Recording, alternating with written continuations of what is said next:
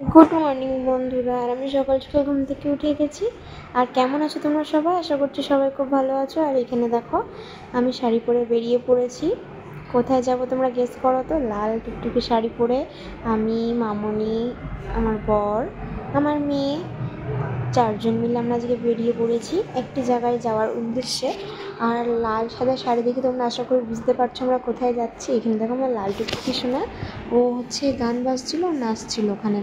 আর ওখানে দেখো মামনি হাই করছে। আর এই দেখো আমাদের সাহেব বাগান থেকে আমরা বেরিয়ে পড়ছি। তো এখানে এসিটা চালিয়ে নিলাম কারণ বাইরে প্রচণ্ড গরম। আর এইখানে দেখো বন্ধু যে কত সুন্দর ওয়েদার, এত সুন্দর ওয়েদার বাইরের, কিন্তু রোদ পড়ছে কিছু কিছু সময়, বেশিরভাগ সময় রোদ। আর বেশিরভাগ সময় মানে ঠান্ডা হাওয়াটা হালকা হালকা দিচ্ছে। যদিও ঠান্ডা হালকাটা না দিত না আজকে বাঁচার কোনো পরিস্থিতিই ছিল না। এত সুন্দর ওয়েদার নিয়ে আমরা গাড়ি নিয়ে বেরিয়ে পড়েছি আমাদের গন্তব্যস্থানে। তো চলো আমার ভিডিওটা স্কিপ না করে তোমরা কন্টিনিউ দেখতে থাকো। আর এখানে দেখো আমার মামনি ভিডিও করছে আমার মেয়ের। আর এখানে আমরা সুন্দর ওয়েদার উপভোগ করতে করতে আমরা আমাদের যেখানে যাওয়ার উদ্দেশ্য সেখানে যাচ্ছি। আর দেখো পাশে বিলটা কত সুন্দর, তাই না? যাই হোক, এখানে আমি আবার একটু ভাব নিয়ে নিচ্ছি আঙুলটা তুলে নিয়ে। ওয়েদারটা এত ভালো লাগছিলো। আর এই দেখো আমাদের গুগল ম্যাপে আর কিছুক্ষণ সময় দেখাচ্ছে আমরা নৈহাটিতে ঢুকে গেছি। নৈহাটি মানে তোমরা বুঝতে পারছো আমরা কোথায় যাচ্ছি। হ্যাঁ, বড় মার মন্দিরে। আর আমরা চলে এসেছি বড় মার মন্দিরের কাছাকাছি। এবার আমরা নামবো। তো চলো নামার পালা এখন। আর এখানে দেখো এত ভিড়, এত ভিড়, আর যে পারছে সে এসে ডেকে ডেকে নামিয়ে নিচ্ছে। দাদা আপনি এখানে নামুন, দাদা আপনি এখানে নামুন, আর এইখান থেকে ডালাটা নিন। আমি আপনাকে পার্কিংয়ের ব্যবস্থা দেখিয়ে দেবো, আপনি এখান থেকে ডালাটা নিন, তাহলে আপনার ফ্রি পার্কিং। আচ্ছা। আর কোথাও গাড়ি রাখার মতো পরিস্থিতিই ছিল না জানো বন্ধুরা। নৈহাটিতে সব কিছু ভালো, তবে আমার একটা জিনিস খুব খারাপ লাগলো, ট্রাফিকের ব্যবস্থাটা। পার্কিংয়ের কোনো ব্যবস্থা নেই, ফার্স্ট কথা। সেকেন্ড কথা, এই ট্রাফিক পুলিশদের কোনো খুব একটা ইয়ে নেই। আর থার্ড কথা যে দেখলাম আমি একটা নৈহাটির ভেতরে, যদিও আমি ক্যামেরাটা অন কি অফ আমি দেখিনি যে অ্যালাও আছে কি না। এবার আমি ভিডিও করছিলাম, সেই ভিডিও করতে করতে একটা পুলিশ দেখে আমি পুলিশটাকে মেন উদ্দেশ্য করে ভিডিওটা করিনি, কিন্তু পুলিশটা কি বলছে যে আমার ভিডিও কেন করছেন, আপনি বড় মার ভিডিও ফটো তোলেন। তো আমি আর কিছু রিপ্লাই করলাম না।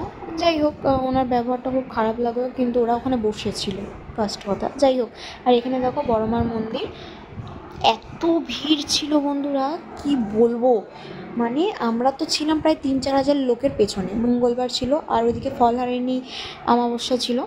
এদিকে দেখো সবাই লাইন দিয়ে, মঙ্গলবার যদিও অমাবস্যাটা ছিঁড়ে গেছিলো। এই যে আমরা চলে যাচ্ছি সবার পেছনে, ওর বাবা, আমি, মামনি আগেই চলে গেছে মেয়েকে নিয়ে।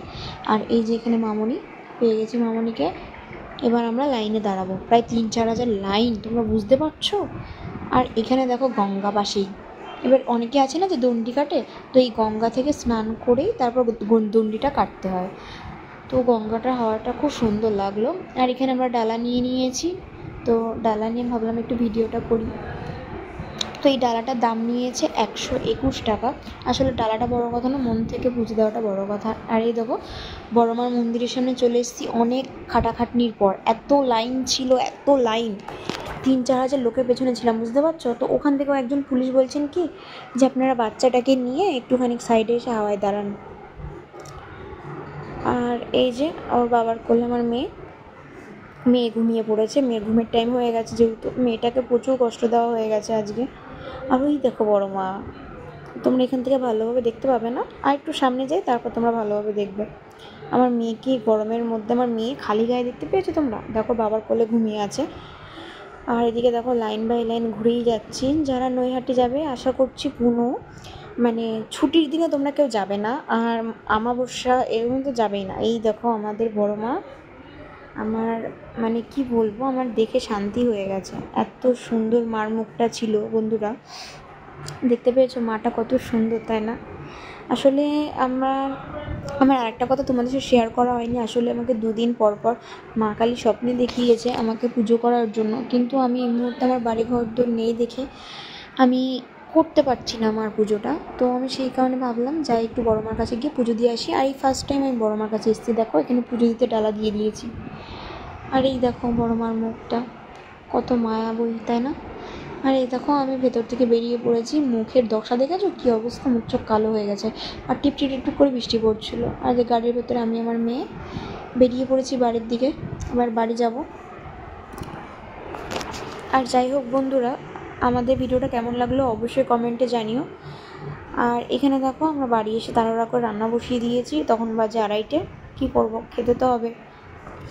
যাই হোক, তো আমার ভিডিওটা কেমন লাগলো অবশ্যই কমেন্টে জানিও, দেখতে ভুলো না। তোমাদের সাথে দেখা হবে আবার একটি নতুন ব্লগে, ততক্ষণ তোমরা ভালো থেকো, সুস্থ থেকো, টাটা। আর এই যে মামনি ফোন দিয়ে ফেলেছে।